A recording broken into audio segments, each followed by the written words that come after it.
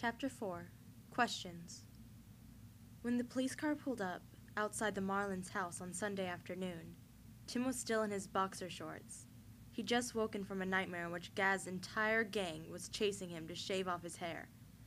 At first, he thought the car was part of this.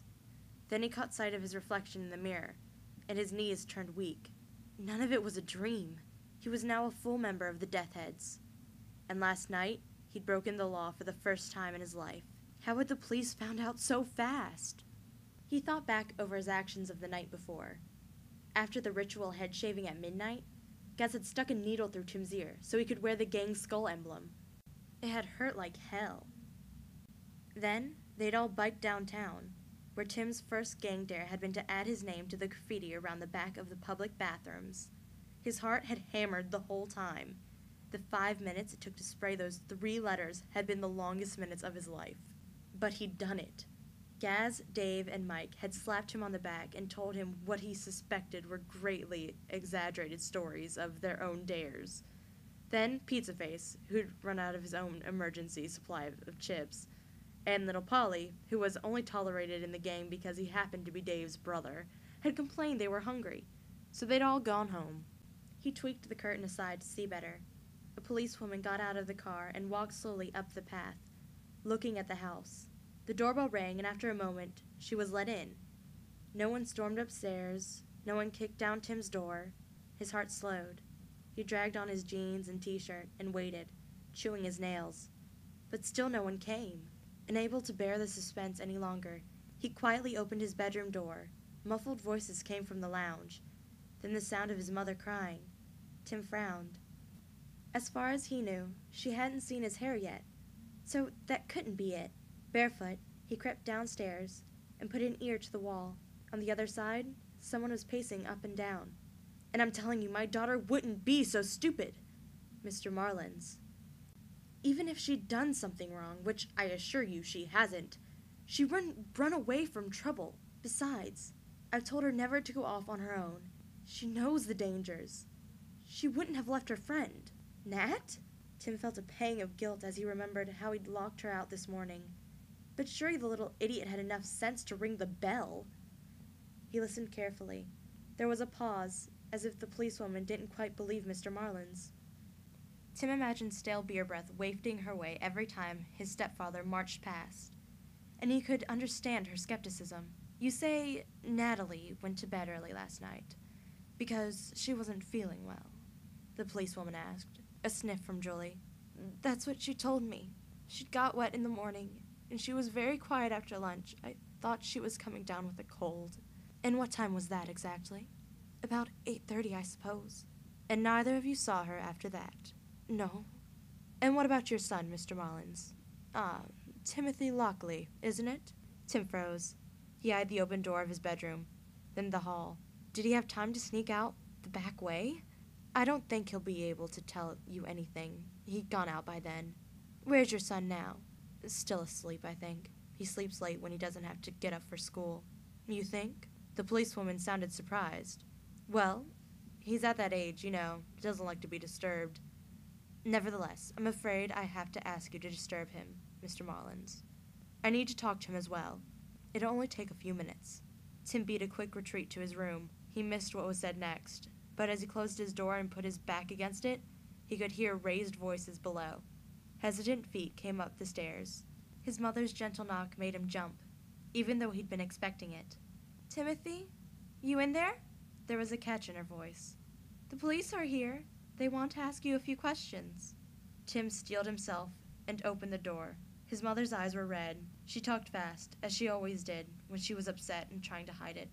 "Apparently Natalie went out early with Joanne this morning to walk with the Carter's dog, and something happened. Joanne came back in a state, going on about it all being her fault. From what I can gather, they went skating in the supermarket parking lot. It was foggy, the dog got loose, and Joanne lost them both. I guess Natalie's off playing with Bilbo and she'd forgotten the time. You know how scatterbrained she gets when she sees a dog. But we can't be too careful these days, and the police—" "Timothy!" Her hands flew to her mouth as her mind registered what she was seeing. "What have you done to your hair?" "Just shaved it," Tim mumbled. It wasn't having quite the effect he'd planned. He never intended to upset his mother, Just get Mr. Mullins to notice him for once. And your ear! Who did it? Oh no, let me see. I hope you didn't use a dirty needle. It looks infected to me. It's fine. He jerked away. Actually, his ear was throbbing, like a bass guitar, but he wasn't about to admit it. Gas had rinsed the needle in a puddle first. Did that count as clean? Why do the police want to see me? He asked, focusing on his more immediate problem. His mother's hands were still over her mouth. For a second, she looked as if she might cry. Then she took a deep breath and took her hands away. I expect they want to ask you about Nat. Your father'll have a fit, she added quietly. He's not my father, Tim said through gritted teeth. It's not up to him what I do. Timothy! Not that again, not today, please. Immediately, Tim felt bad. He rummaged under his bed and found an old pair of gym shoes he used for hanging around the house, then ran his hands over his smooth skull. At least you won't have to nag me to comb it now, he said. This attempt to lighten the atmosphere didn't work. His mother's face twisted as she shepherded him downstairs, making Tim glad of the distraction the police were providing. Now that he knew it was Nat they were interested in, and not him, he felt a bit more confident.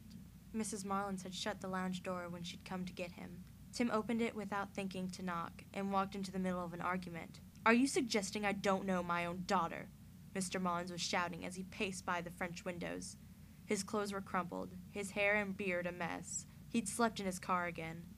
I'm suggesting you're acting very strangely for someone whose 12-year-old daughter has just gone missing, the policewoman said, calmer. She was young and slim, with light blonde hair. Her back was turned to Tim, but he could tell she'd be pretty. Mr. Mullins always got upset when confronted with a pretty woman who had hair that color. Don't underestimate her, Tim thought. According to Gaz, women police officers were the worst. He reckoned they are all really nice to you. Then suddenly, when you're least expecting it, they spring a trap. Was Natalie having any problems at home, she asked. What sort of problems? Why don't you tell me? The two stared at each other. Look, I've had just about enough of this. Mr. Mullins clenched his fist and took a step toward the policewoman. With a peculiar sort of thrill, Tim wondered if he was going to hit her. But at that moment, Mr. Mullins noticed his wife and stepson hovering by the door. He stared at Tim's head for a full 30 seconds. His face flushed crimson as he shoved past the policewoman. Tim braced himself, but Mr. Mullins didn't touch him. One hand on the door handle, he turned and growled, Just do your job and find my daughter. On his way out, he hissed at Tim, I'll deal with you later, my boy. He shook his head at Julie and slammed the door. The policewoman considered Tim with her pretty blue eyes. He could almost see her categorizing him. He straightened his shoulders and faced her defiantly. If she asked where he'd been last night, he'd deny all knowledge of the public bathrooms. The others wouldn't tell. Deathheads never told the police anything. She didn't ask. She made him and his mother sit down on the sofa, took the armchair for herself, and chatted to them as if they were friends. Tim relaxed a bit. No, he said innocently, when she asked if he'd seen Nat go out. I was in bed. I sleep like the dead. I didn't hear no one creeping around the house. This earned him a sharp glance from Julie. She didn't say anything even though she must have known he'd been out later than usual last night. He felt a bit bad about lying, but it couldn't be important, could it? After all, Joe had been with Nat since he'd seen her leave the house. I see. The policewoman double-checked the time he claimed he'd gone to bed, wrote 12:30 in her notebook, and then asked him how he got along with his new family, and how he liked living in Millennium Green, after the big city. Mr. Mullins don't like me much, Tim said finally, to shut her up, which is fine by me, 'cause I don't like him much either. His mother told him off for being fresh and apologized to the policewoman, who looked at Tim's head and gave her a sympathetic glance. Tim set his jaw. Then the policewoman's radio crackled, and she excused herself while she had a quiet, one-sided conversation over by the French window. Tim stole a look at his mother. She was curling the ends of her hair around and around her fingers. She's really worried, he thought with a jolt. After a few minutes, the policewoman came back, a peculiar look on her face. Julie jumped up. What? She demanded. What is it? The two women stared at each other. Uneasy prickles worked their way up and down Tim's spine. They found the dog, the policewoman said gently, in the river. I'm afraid it was dead. Tim turned cold. What about Nat? He said, but no one answered. His mother flopped back on the sofa with a little moan.